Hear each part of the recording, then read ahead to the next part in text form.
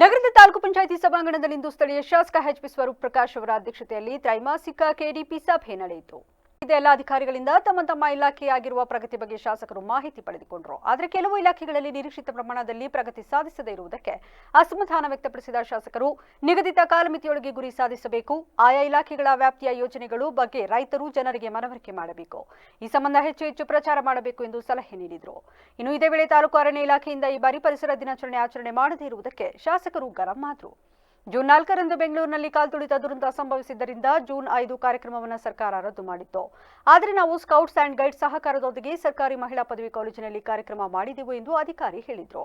ಇದರಿಂದ ಸಿಟ್ಟಾದ ಶಾಸಕರು ಆ ದಿನ ಕಾರ್ಯಕ್ರಮಕ್ಕೆ ತಮ್ಮನೇಕೆ ಆಹ್ವಾನಿಸಲಿಲ್ಲ ಎಂದು ಕೇಳಿದರು. ಇದೇ ವೇಳೆ ಇಲಾಖೆ ವ್ಯಾಪ್ತಿಯಲ್ಲಿ ಕಳೆದ 2 ವರ್ಷಗಳಿಂದ ಏನೆಲ್ಲ ಕೆಲಸ ಮಾಡಿದ್ದೀರಿ, ಎಷ್ಟು ಸಸಿ ನೆಟ್ಟಿದ್ದೀರಿ ಎಂಬ ಬಗ್ಗೆ ಮಾಹಿತಿ ಕೊಡಿ ಎಂದು ತಾಕೀತು ಮಾಡಿದರು.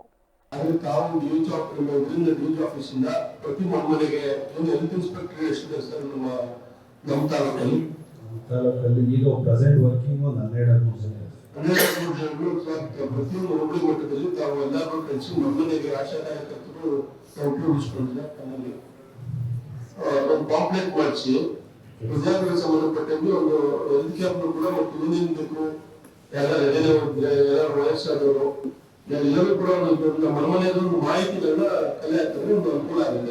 ಈಗಾಗಲೇ ತಂಡಗಳನ್ನು ಮಾಡಿ ಐಸಿ ಆಕ್ಟಿವಿಟೀಸ್ ಎಲ್ಲ ಶುರು ಮಾಡಿದ್ವಿ. ಮೂರು ತರಕಡೆ ಆಶಾ ಕಾರ್ಯಕರ್ತರು ಕೂಡ ಕರ್ಕೊಂಡು ಎಲ್ಲ ಮಾಡಿ ಮುಂದೆ ಈಗ ತಡೆಗೆ ತಾವೆಲ್ಲದನ್ನೇ ಮಾತಾಡೋದು ಕ್ಯಾಟ್ಯಾಬ್ ಹಾಕ್ಬೇಕು, ವಾಸನ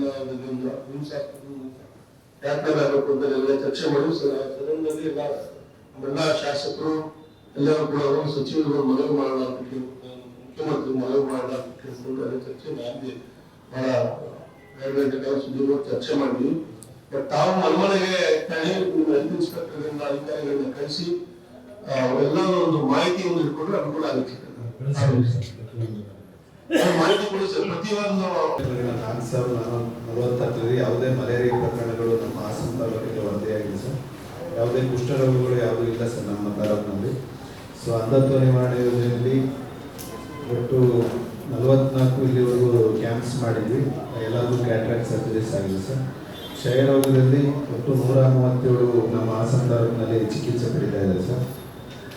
ಏಡ್ಸ್ನಲ್ಲಿ 122 ಪ್ರಕರಣ ಪರೀಕ್ಷೆ ಮಾಡಿದ್ವಿ. ಯಾವುದು ಈ ತಿಂಗಳಲ್ಲಿ ಯಾವುದು ಬಂದಿಲ್ಲ ಸರ್. ನಾಯಿ ಕಡಿತ ಪ್ರಕರಣ ಒಟ್ಟು 58 ಪ್ರಕರಣಗಳು ವರದಿಯಾಗಿದೆ ಸರ್.